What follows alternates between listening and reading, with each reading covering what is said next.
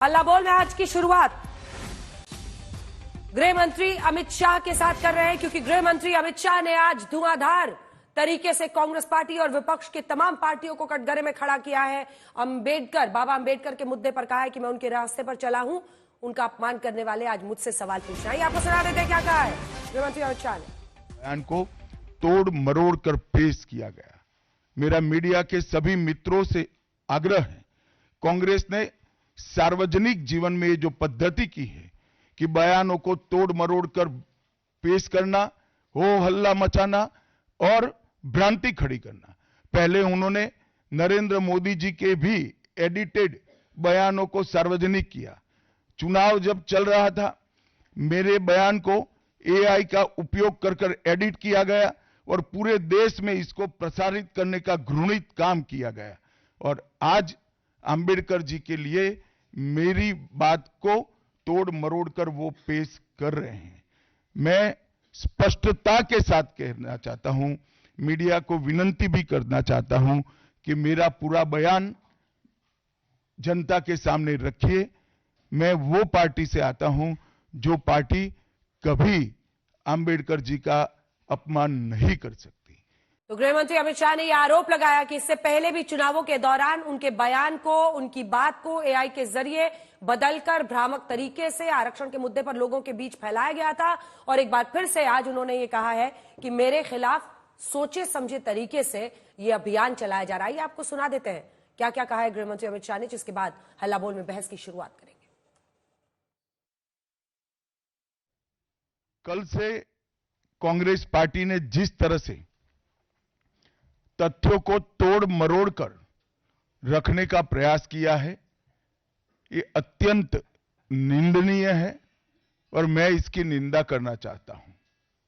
जब जब कांग्रेस या भारतीय जनता पार्टी का शासन रहा, तब शासन ने संविधान के मूल्यों का किस तरह से मूल्यांकन किया, संरक्षण किया और संवर्धन किया, इस पर फैक्ट के साथ भारतीय जनता पार्टी के वक्ताओं ने अनेक उदाहरणों के साथ जनता के सामने विषय रखे और उसमें वो तय हो गया कि कांग्रेस पार्टी अंबेडकर जी विरोधी पार्टी है, कांग्रेस पार्टी आरक्षण विरोधी पार्टी है, कांग्रेस पार्टी संविधान विरोधी पार्टी है, कांग्रेस पार्टी ने सावरकर जी का भी अपमान किया, कांग्रेस पार्टी ने आपातकाल डालकर संविधान के सारे मूल्यों की धज्जियां उड़ा दी, नारी सम्मान को भी सालों तक दरकिनार किया, न्यायपालिका का हमेशा अपमान किया, सेना के शहीदों का अपमान किया और भारत की भूमि तक को संविधान तोड़कर विदेशी देशों को देने की हिमाकत। कांग्रेस संविधान विरोधी पार्टी है, यह आरोप लगाया है गृह मंत्री अमित शाह ने। एक एक करके विपक्ष की तमाम और खास तौर पर कांग्रेस पार्टी पर वो इमरजेंसी के मुद्दे पर हमलावर दिखे। इस बीच अपमान वर्सेस सम्मान, अंबेडकर पर छिड़ा हुआ है देश में घमासान। आइए जल्दी से आपको अपनी ये रिपोर्ट दिखा देते हैं, जिसके बाद हम चर्चा की शुरुआत करेंगे। सुधांशु त्रिवेदी जी, राष्ट्रीय प्रवक्ता, सांसद, भारतीय जनता पार्टी के हमारे साथ जुड़ रहे हैं। तो सुखदेव जी जो कि कांग्रेस पार्टी के सांसद हैं, वो हमारे साथ जुड़ रहे हैं। सुखदेव जुड़ गए हैं हमारे साथ। प्रियंका चतुर्वेदी जुड़ेंगी जो कि राज्यसभा सांसद है। कई और मेहमान होंगे, लेकिन पहले ये रिपोर्ट। अभिमान और अहंकार को चूर-चूर डिस्कशन में वो लाए थे। संसद में संविधान निर्माता बाबा साहेब भीमराव अंबेडकर के कथित अपमान को लेकर घमासान। विपक्ष राज्यसभा में कल संविधान पर चर्चा के दौरान गृह मंत्री अमित शाह के बयान के एक हिस्से को लेकर आक्रामक है। कांग्रेस अमित शाह पर अंबेडकर के अपमान का आरोप लगा रही है, लेकिन पहले गृह मंत्री अमित शाह का पूरा बयान सुनिए, जिसके शुरुआती हिस्से पर सियासी पारा चढ़ा हुआ है। मान्यवर, अभी एक फैशन होगा है अंबेडकर अंबेडकर अंबेडकर अंबेडकर अंबेडकर अंबेडकर। इतना नाम अगर भगवान का लेते हैं तो 7 जन्मों तक स्वर्ग मिल जाता। तो अच्छी बात है ना। सुनिए तो, सुनिए ना, आप सुनिए ना, मैं बताता हूं। हमें तो आनंद है कि अंबेडकर का नाम लेते हैं। अंबेडकर का नाम अभी 100 बार ज्यादा लो, परंतु साथ अर्थ में अंबेडकर जी के प्रति आपका भाव क्या है ये मैं बताता हूं। मान्यवर, अंबेडकर जी को देश की पहली कैबिनेट से इस्तीफा क्यों दे दिया?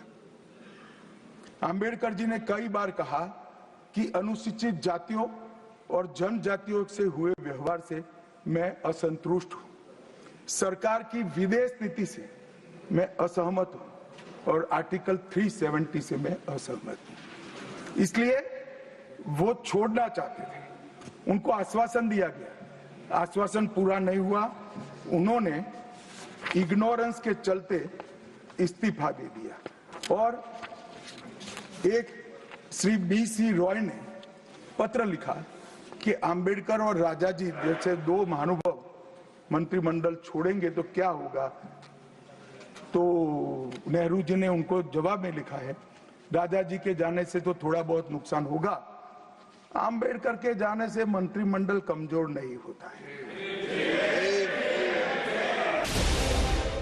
आज कांग्रेस की अगुवाई में इंडिया गठबंधन के सांसदों ने संसद परिसर में अंबेडकर के पोस्टर को लेकर बीजेपी सरकार के खिलाफ नारेबाजी की, जिसके बाद राहुल गांधी ने भी अमित शाह पर जोरदार प्रहार किया। ये कॉन्स्टिट्यूशन के खिलाफ है। ये इन्होंने कहा, ये पहले ही कह रहे थे कि कॉन्स्टिट्यूशन को हम चेंज करेंगे, ये इसके खिलाफ है, अंबेडकर जी के खिलाफ है, उनकी विचारधारा के खिलाफ है। इनका पूरा का पूरा काम अंबेडकर जी ने जो किया और जो कॉन्स्टिट्यूशन है उसको खत्म करने का है, तो सब पूरा देश जानता है। राज्यसभा में अमित शाह ने कल बयान दिया था, लेकिन उस पर राज्यसभा में आज दोपहर हंगामा हुआ। 1956 में बाबा साहब भीमराव अंबेडकर का परिनिर्वाण होने के बाद कांग्रेस पार्टी ने 1990 तक बाबा साहब को भारत रत्न का अवार्ड देने से भी इनकार किया। इन्होंने यहाँ पर अमित शाह ने उठाकर डिस्कशन में वो लाए थे, उन्होंने ये कहा था कि अंबेडकर का इतना आप लोग उठ के बोलते हो, अगर यही उनका मजाक उड़ाया। अंबेडकर पर मचे घमासान के बीच बीजेपी और कांग्रेस दोनों खुद को संविधान का रक्षक और दूसरे पर अंबेडकर के अपमान का आरोप लगाते दिख रहे हैं। अंबेडकर का अपमान अगर किसी ने किया है तो कांग्रेस पार्टी ने किया है। तो असली बात यह है कि बीजेपी प्रधानमंत्री, गृह मंत्री डॉक्टर बाबा साहब अंबेडकर का अपमान करते रहते हैं। दरअसल अंबेडकर को अगर सियासी चश्मे से डिकोड किया जाए तो मौजूदा सियासत में पूरी लड़ाई दलित वोटों को लेकर है। इसीलिए दिल्ली से बिहार तक अंबेडकर के नाम की गूंज सुनाई दे रही है। इनके पास तो कोई महापुरुष है नहीं, न इनका कोई आजादी में योगदान रहा। देखिए, हम साफ तौर पे बताना चाहते हैं, बाबा साहब अंबेडकर हम लोगों के फैशन भी हैं, पैशन भी हैं। बाबा साहब अंबेडकर हम लोगों के मोटिवेशन भी हैं और इंस्पिरेशन भी हैं। किसी भी कीमत पर हम लोग बाबा साहब अंबेडकर का अपमानित नहीं होने देंगे। जो नेहरू जी अंबेडकर जी को हराने के लिए प्रचार करने स्वयं पहुंचे थे, आज उन्हीं की ही चौथी पीढ़ी को अंबेडकर जी की फोटो लेकर उतरना पड़ा, क्योंकि कांग्रेस का काला चिट्ठा खोलने का काम अमित शाह जी ने किया है, उनकी सच्चाई को सामने लाने का काम किया है। सियासी संग्राम के बीच पीएम मोदी ने सोशल मीडिया प्लेटफॉर्म पर कई पोस्ट करके अंबेडकर पर हो रही सियासत को कांग्रेस का नाटक करार दे दिया। वहीं AIMIM और आजाद समाज पार्टी भी अंबेडकर के सम्मान में सियासत के मैदान में नजर आए।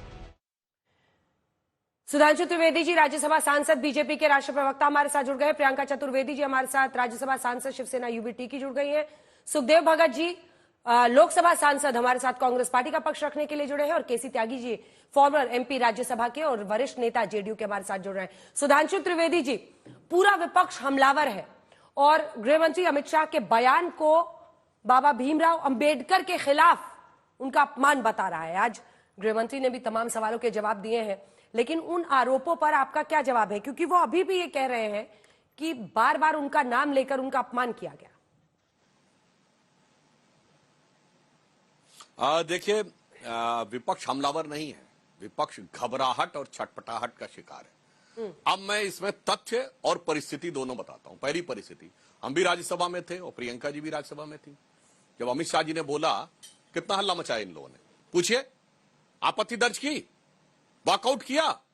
नहीं किया, क्योंकि वहां पर ऑन द स्पॉट इनको लगा, जो पूरा वीडियो अगर आप देखेंगे तो साफ हो जाएगा। फिर बाहर निकलकर एडिटेड वीडियो निकालकर, शायद सोरस इंस्टीट्यूट ऑफ प्रोपेगेंडा से कोई सिग्नल पाकर, तब अगले दिन बवाल किया गया। मैं विनम्रता और चुनौती से कांग्रेस वालों से पूछता हूं, अगर आपको आपत्तिजनक लगा, ऑन द स्पॉट क्यों नहीं बोला? ये बाद में जाके कहां से, और वो भी एडिटेड वीडियो की बात कहां से आई? और दूसरी बात मैं कहना चाहता हूं, कांग्रेस डॉक्टर अंबेडकर के ऊपर बोलेगी। मैं सिर्फ ये याद दिलाना चाहता हूं, डॉक्टर अंबेडकर के बारे में नेहरू जी ने क्या बोला, मैं पार्लियामेंट में बोल चुका हूं, दोबारा कह रहा हूं। 16 जनवरी 1952 एडविना माउंटबेटन को लेटर लिखते हैं नेहरू जी, और ये completes works of Jawaharlal Nehru series 2 volume 17 page number 35 से 37 के बीच में है। लखनऊ से लिखा गया लेटर है, जिसमें वो चुनावों में कांग्रेस की जीत पर खुशी व्यक्त करते हैं, और वो कहते हैं, लाइन है उसमें, कोट कर रहा हूं, कि our success is much beyond was expected in Bombay city and Bombay province. पर उसमें खुशी किस बात की? Ambedkar has been dropped out, Ambedkar हार गए हैं, इस बात की खुशी है। और नेहरू जी तो खुद प्रचार करने गए थे, जब अंबेडकर जी के खिलाफ खुद प्रचार करने गए थे, भजन करने गए थे, उनको जिताने के लिए गए थे। अब आइए, उसी में आगे क्या लिखते हैं कि socialist have joined with Ambedkar party, so in that matter they lost their repute. अगर अंबेडकर जी की पार्टी को सोशलिस्टों ने सपोर्ट किया तो उनकी प्रतिष्ठा खत्म हो गई। मगर आगे जो महत्वपूर्ण बात लिखते हैं नेहरू, वो कहते हैं, but Ambedkar has join hands with Hindu communalist. सुनिए, हिंदू कम्युनिस्ट, यानी जो हमको ये कहते हैं कि सांप्रदायिक हिंदूवादी, उनके साथ आ गए हैं। ये है पंडित जवाहरलाल नेहरू के विचार अंबेडकर जी के बारे में। अमित शाह जी क्लियर कट बोल चुके हैं कि पार्लियामेंट से ड्रॉप करने पर क्या किया। और दूसरा मैं कोट करना चाहता हूं, 10 अक्टूबर 1951 जब अंबेडकर जी इस्तीफा देना चाहते थे, ये पब्लिश्ड बाई बाबा साहब की सबसे ऑथेंटिक जो ऑटोबायोग्राफी है, पद्म भूषण जिनको इंदिरा जी की सरकार से मिला, धनंजय कीर, उन्होंने अपनी किताब में पेज नंबर 415 के आसपास लिखा है कि जब वो इस्तीफा देने के लिए खड़े हुए तो सभापति ने कहा कि आप अपने इस्तीफा लिखित में दे दीजिए। तो 2 सांसद, वो मिस्टर कामत और कुंजरू ने कहा, क्या अंबेडकर को अपना इस्तीफा नहीं पढ़ने दिया जाएगा? कोट अनकोट बोल रहा हूं।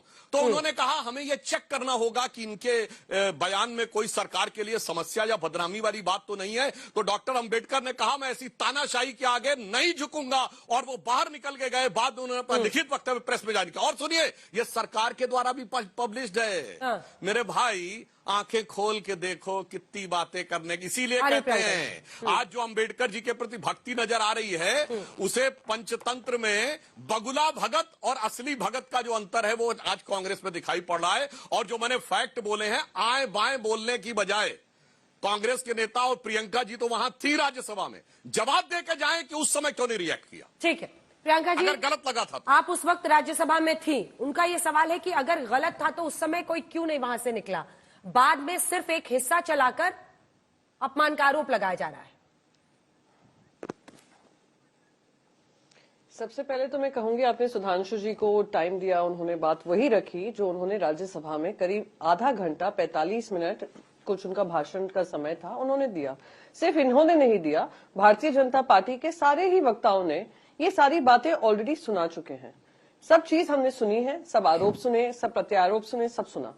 अब आकर फिर से आपके चैनल पे आकर ये बात कर रहे हैं, तो मैं मानती हूं, बस मुझे ये बात बता दें, क्या वो ये कह रहे हैं अमित शाह की हमने एक तो कोई तोड़ मरोड़ की बात नहीं की। उनका जो 1.5 घंटे का भाषण है, उसकी जो समरी है ना, वो उस 12 सेकंड के वीडियो में समझ में आ जाएगी कि भारतीय जनता पार्टी की किस तरीके की सोच है, किस तरीके की मंशा है। अंबेडकर विरोधी ही नहीं, संविधान विरोधी ही नहीं, ये अंबेडकर विरोधी हो गए हैं।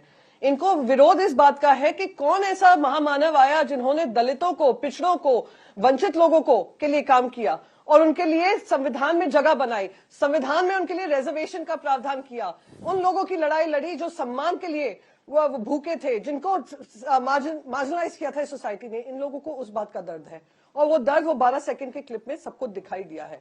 हमने कब विरोध किया, कब नहीं विरोध किया, पूरा देश विरोध कर रहा है। ये सिर्फ विपक्ष की बात नहीं है, आज पूरा देश विरोध कर रहा है। और वो सब आकर कह रहे हैं कि ये इस तरीके की भाषा महामानव के लिए हमें स्वीकार्य नहीं है। एक स्वघोषित महामानव है जो आप ही के चैनल पे शायद या किसी और चैनल पे कहा था, मुझे तो लगता है मैं बायोलॉजिकल ही नहीं हूं।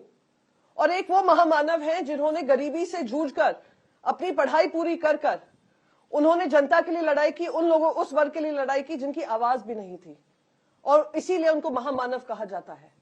और उन्होंने जो शब्द का इस्तेमाल किया कि अगर उनके नाम की बजाय ओ फैशनेबल हो गया, हाँ ये फैशन है, हाँ बिल्कुल फैशनेबल है, अंबेडकर जी का हर मंच से हम नाम लेंगे, क्योंकि ये सिर्फ फैशन नहीं है, ये हमारा कमिटमेंट है कि जो उनकी सोच थी, जो उनके विचार थे, जो संविधान के माध्यम से हमने देखे, उसको पूरा करने का हम मानते हैं कि वो हमारी जिम्मेदारी है। ये संविधान विरोधी तो थे ही, पर अब समझ में आया इनको संविधान का क्यों विरोध है। विरोध वही है कि 400 सीट से हमें ज्यादा दो, हम संविधान बदलेंगे, हम रिजर्वेशन मिटाएंगे। वही 12 सेकंड के क्लिप में सब कुछ समझ में आ गया क्या इनकी मंशा है। सार 12 सेकंड में है। सुधांशु जी एक छोटा सा जवाब दीजिए, फिर मैं सुखदेव जी के। वो कह रहे हैं सार 12 सेकंड में ही था, इसीलिए वही वीडियो बस एक ही लाइन में। देखिए 12 सेकंड से 10 सेकंड आगे जाके देख लें, और जो आपके करोड़ों दर्शक देख रहे हैं, जो मैंने बोला विद फैक्ट्स एंड फिगर्स बोला, जो प्रियंका जी ने बोला केवल राजनीतिक बयान दिया। मैं प्रियंका जी को याद दिला दूं, 2 उपलब्धियां तो आपकी सरकार के समय में थी, वो भी आप नहीं बता पाई साहब। नरेंद्र मोदी जी ने पंच तीर्थ बनाए। जब बाबा साहब अंबेडकर की जन्म स्थान महू के ऊपर कांग्रेस ने स्मारक बनाने से मना कर दिया, जब हमारी सरकार आई मध्य प्रदेश में पटवा जी के समय में बना। अलीपुर रोड का बंगला जहां उन्होंने अंतिम सांस ली, महापरिनिर्वाण स्थल, वो अटल जी के टाइम में अधिग्रहण किया गया। फिर 10 साल कांग्रेस में ऐसे ही पड़ा रहा, मोदी जी ने आके बनाया। और जो पंच तीर्थ हैं उसमें प्रियंका जी ध्यान दीजिए, जो नागपुर में दीक्षा भूमि है वो भाजपा शिवसेना सरकार के समय में 99 में स्मारक बना, उससे पहले कांग्रेस ने नहीं बनाया। अरे वही याद दिला देती। अब आइए जो चैत्य भूमि है मुंबई में, चौथा तीर्थ, वो भी जब हमारी शिवसेना के साथ सरकार थी 2014 से 19 के बीच में, उसमें बना, वही याद दिला देती। और लंदन तक जाकर उन्होंने शिक्षा भूमि बनाई, जहां पर बाबा साहब ने शिक्षा ली थी, वो तक बनाया। ये बताइए, ये संसद भवन में तैलचित्र नहीं लगवा पाए, और मोदी जी ने 5-5 पंच तीर्थ बनाए, और वो भी उन लोगों को याद नहीं आए। अब सबको समझ में आता है कि बाबा साहब किसके दिल में और किसके मन में है, और किसके लिए सिर्फ राजनीति के लिए, किसके लिए सिर्फ राजनीति के लिए। इशारा आप ही की तरफ है, जवाब दीजिए। और आज गृह मंत्री अमित शाह ने भी हमला किया है कि बाबा साहब का अपमान करने वाले उनसे प्रश्न पूछ रहे हैं। अंजना जी मैं चाहूंगा, मैं बहुत ही एक एक चीज का जो हमारे सुधांशु जी ने कहा, मैं थोड़ा समय भी चाहूंगा। सबसे पहली बात, बचपन में कविता हमने पढ़ी थी, इन्होंने कहा ना कि शिकारी आएगा, जाल बिछाएगा, दाना डालेगा, लोभ से उसमें फंसना नहीं। ये संविधान के कैसे विरोधी है। मैं चुनाव की बात कर रहा हूं। चुनाव एक लोकतांत्रिक पद्धति है, लोकतांत्रिक पद्धति है। बाबा साहब चुनाव का इन्होंने जो जिक्र किया है, मैं थोड़ा बता दूं, जिस चुनाव का इन्होंने जिक्र किया है, अशोक गोपाल जी के द्वारा लिखित अंबेडकर जी पे जो उन्होंने लिखा है, पेज 794 फुटनोट 50 पर लिखा है कि जो बाबा साहब हारे वो किनके कारण, सावरकर जो डांगे के कारण हारे ने। इनकी तो आदत है कि नेहरू जी पे आरोप बिना लगाए वो आगे जा नहीं सकते हैं। दूसरी बात, अंबेडकर जी एक व्यक्ति ने एक विचारधारा है, और कैसी विचारधारा है, धर्मनिरपेक्षता की विचारधारा है, समानता की विचारधारा है, लोकतंत्र की विचारधारा है। लेकिन ये बताएं, वेरी फर्स्ट डे से इनकी मातृ संगठन या पितृ संगठन, और साथ ही साथ प्रधानमंत्री जी के आर्थिक सलाहकार परिषद के अध्यक्ष विवेक देवराय जी की बात यहां पे जरूर मैं बतलाना चाहूंगा। 15 अगस्त को उन्होंने क्या कहा, 15 अगस्त को उन्होंने क्या कहा, संविधान अब बदल देना चाहिए।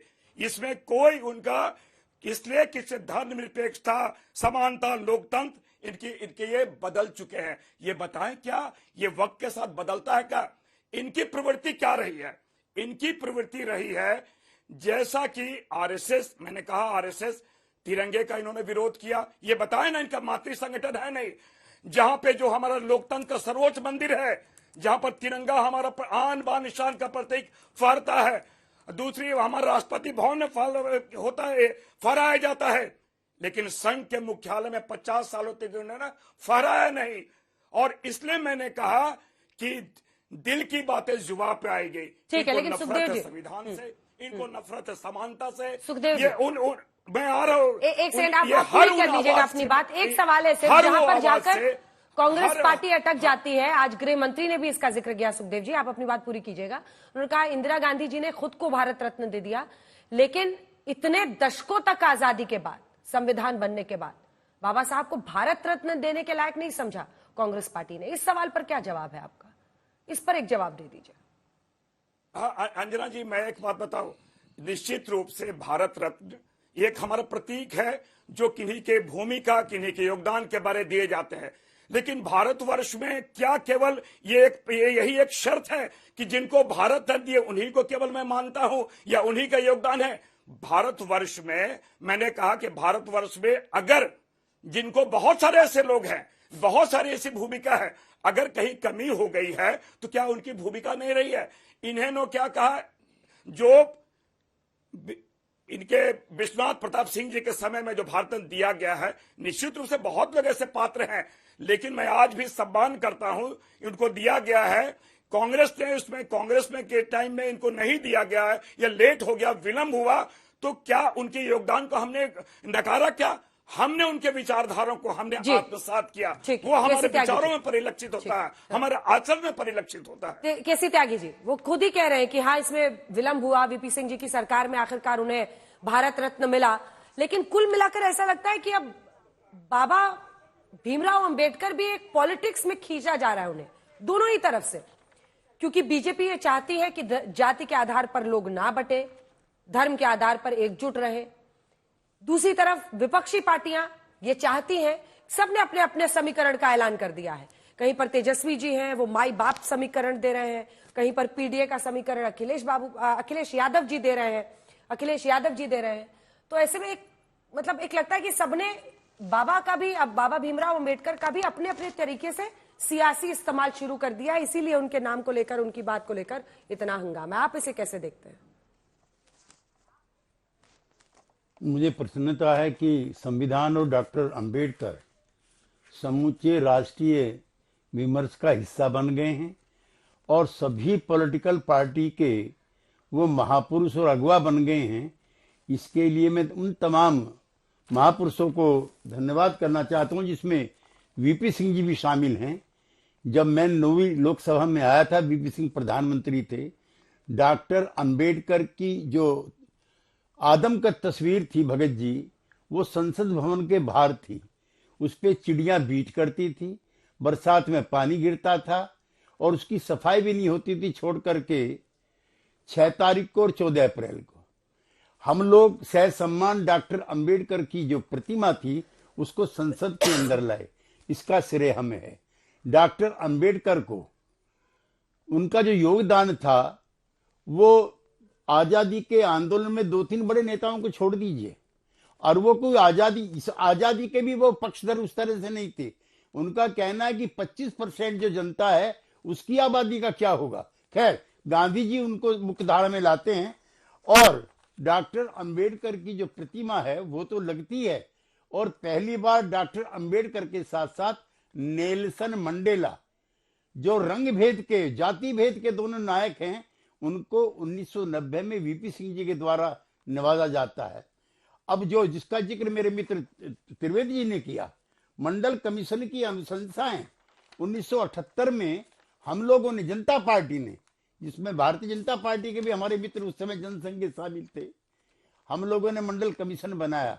82 में रिपोर्ट आ गई, धूल झाड़ती गई, कुछ नहीं हुआ। वीपी सिंह जी आए, उन्होंने मंडल कमीशन की अनुशंसाएं 7 अगस्त 1990 में पूरी की। मैं उस सदन में था, पता नहीं आप थे कि नहीं थे। मैं चश्मदीद गवाह हूं कि 3 बार पानी पिया है आपके नेता स्वर्गीय राजीव गांधी जी ने। जाति के आधार पर आरक्षण नहीं होना चाहिए, जो संविधान की व्याख्या है, जो डॉक्टर अंबेडकर की व्याख्या है। जात के आधार पर नहीं होगा। जातियां बटी हुई हैं, जातियों को उनका श्रेय नहीं मिलता है। जो 25% आबादी है वो सारे राजकाज से अलग है। इसलिए उस पर 3, बिल्कुल ठीक कहा त्रिवेदी जी ने, बहुत लंबा भाषण में 3 बार पानी पिया चुके, मैं सदन में था। अब मैं कहना चाहता हूं कि जो मंडल का विरोध है वो मंडल का विरोध नहीं है, एक मानसिकता है। आज मैं एक अखबारों की सुर्खियां देख रहा था, 92% आबादी, 92% जो पद हैं सीवर साफ करने के, पखाना उठाने के, वो SC/ST के हाथ में है। उसी का विरोध कर रहे थे अंबेडकर। अंबेडकर का पहला सत्याग्रह पानी को लेकर है। पशु जहां पानी पी रहे थे, डॉक्टर अंबेडकर को वहां पानी पीने की मनाही नहीं थी। ये सही है डॉक्टर अंबेडकर, और बिल्कुल ठीक कहा हमारे मित्र सुधांशु जी ने। सोशलिस्ट और अंबेडकर, समाजवादी पार्टी और रिपब्लिकन पार्टी मिलकर के एक पार्टी बनाने के सिलसिले में थे। उन्हीं दौरान डॉक्टर लोहिया की और अंबेडकर की मुलाकात होती है, और डॉक्टर अंबेडकर का जो सोशल जस्टिस का कंसेप्ट है उसको जस का तस समाजवादी पार्टी और सोशलिस्ट मूवमेंट के लोग मानते थे। संविधान की जहां तक बात मैं अभी समाप्त कर रहा हूं, संविधान का सबसे बड़ा जो प्रहार हुआ है वो हुआ 25 जून 1975 को।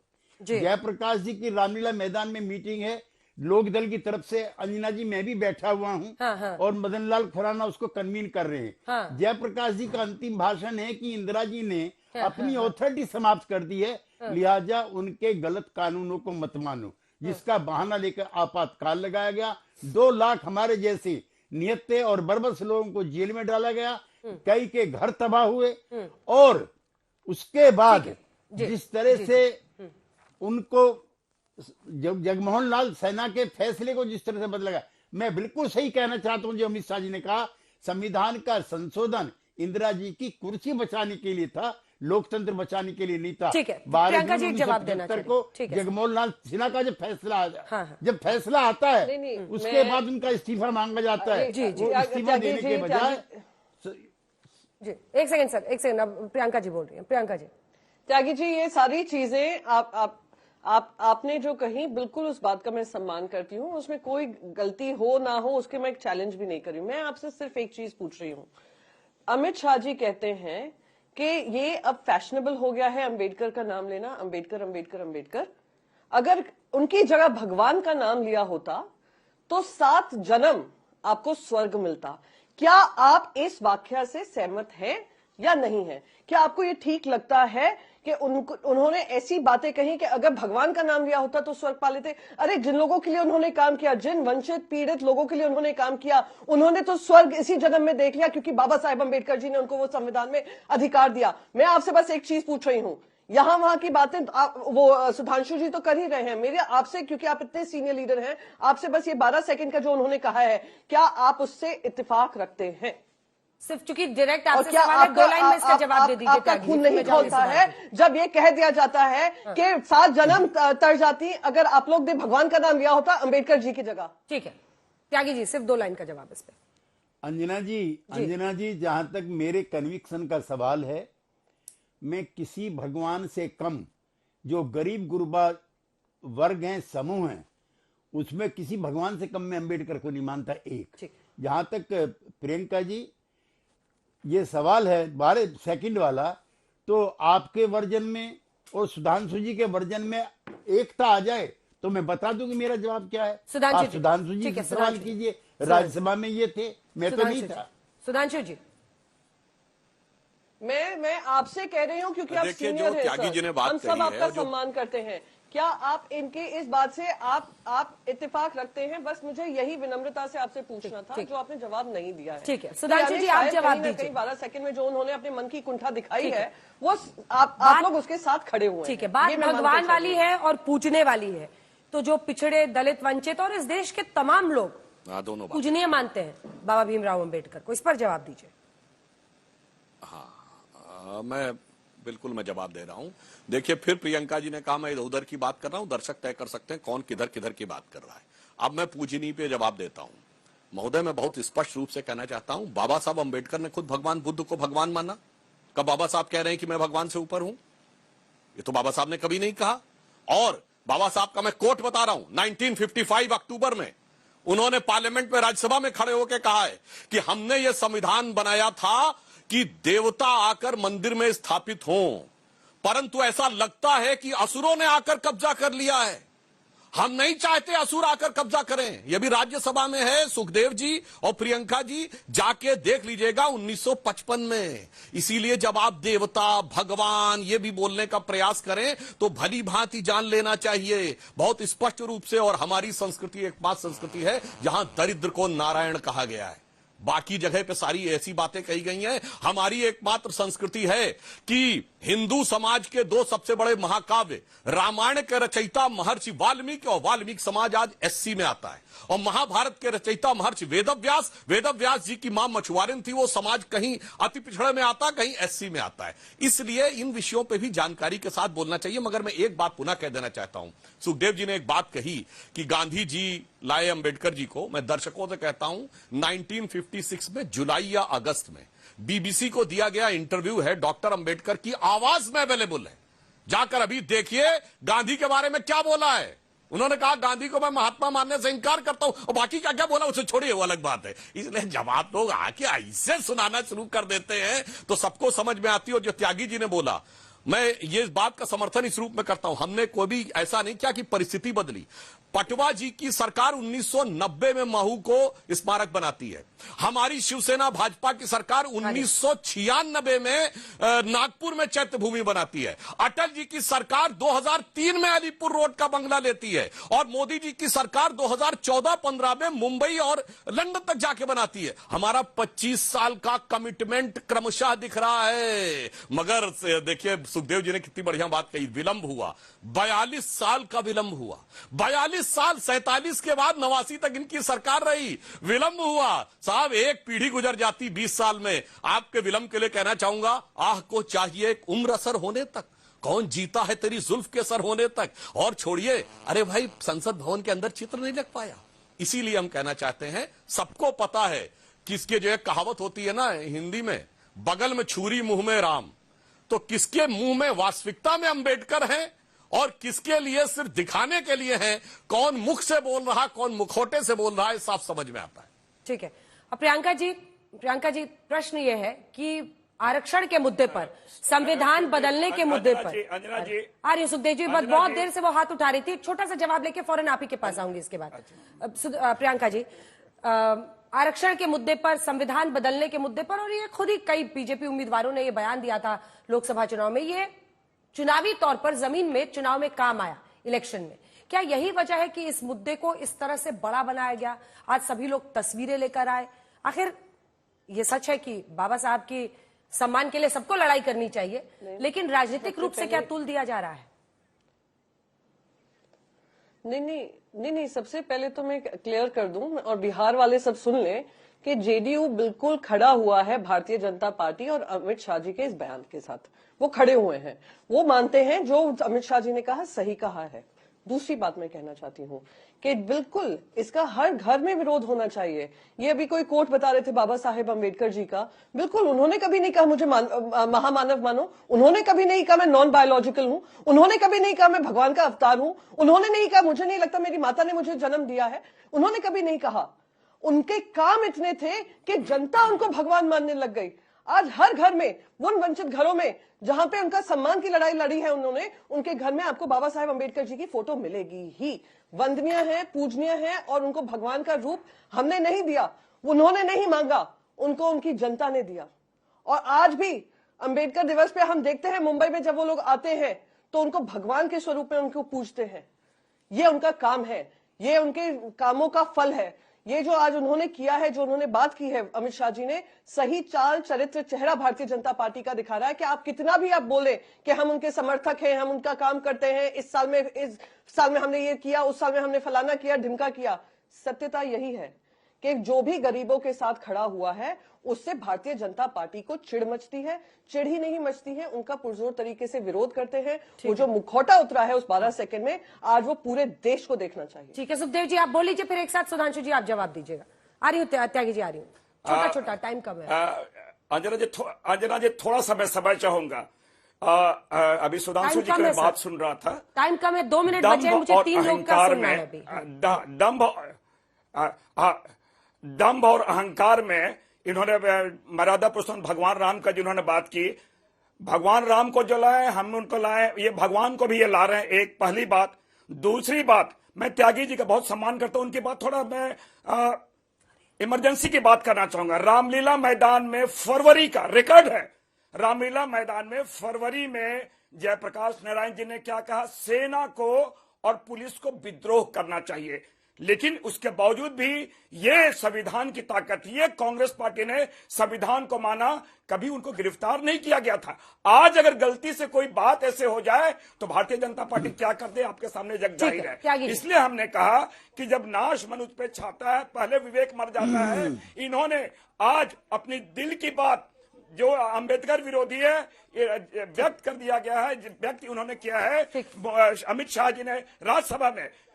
क्या कैसे कि पैशन हो गया है? क्या अंबेडकर जी का नाम लेना पैशन है? ठीक है, जवाब ले लेंगे केसी त्यागी जी। दलितों के प्रतीक है, वो सारे शोषित वर्गों के ठीक है सर, त्यागी जी एकदम छोटा सा जवाब देना होगा। सुखदेव जी फरवरी के उस महीने में जयप्रकाश जी की कोई मीटिंग का रिकॉर्ड नहीं है। 6 मार्च को यहाँ पर मार्च हुआ था, उसमें जयप्रकाश जी आए थे, और जयप्रकाश जी का जो अंतिम संबोधन है वो 25 जून 1975 को है। और मैं एक और चीज बहुत दावे से कहना चाहता हूँ, इंदिरा गांधी जी ने 12 जून के बाद उन्होंने अपना खो दिया था इकबाल राज करने का, इसलिए उनकी सरकार के गलत फैसले को हम क्यों माने। ठीक है, और सुधांशु जी तीनों की बात जो महान गलती है। हाँ। सर टाइम एकदम खत्म हो चुका है, मुझे चूंकि रूलिंग पार्टी से जवाब लेना है इस पर। सुधांशु जी जवाब बस मैं बोलता हूं, देखिए अंजना जी 12 सेकंड कहा जा रहा है, 90 मिनट का उनका इंटरव्यू है। 550 सेकंड पढ़ो मेरे भाई, उसके बाद क्लियर होगा। तो बस एक ही लाइन कह के बात समाप्त करता हूं अंजना जी, इनके लिए सच जरा सा घटे या बढ़े तो सच सच न रहे, मगर झूठ की तो कोई इंतहा नहीं, और लाख चेहरे बदल के आ जाते हैं ये, पर आईना कमबख्त झूठ बोलता ही नहीं। तो 550 सेकंड के आईने में देखो और तब बताओ कि 12 सेकंड क्या है। मैं दर्शकों से कहता हूं जाके खुद चेक कर लीजिए, तो सच का सच और झूठ का झूठ सामने। इसी के साथ हल्ला बोल में इतना ही। देश दुनिया की बाकी खबरों के लिए आप देखते रहिए आज तक।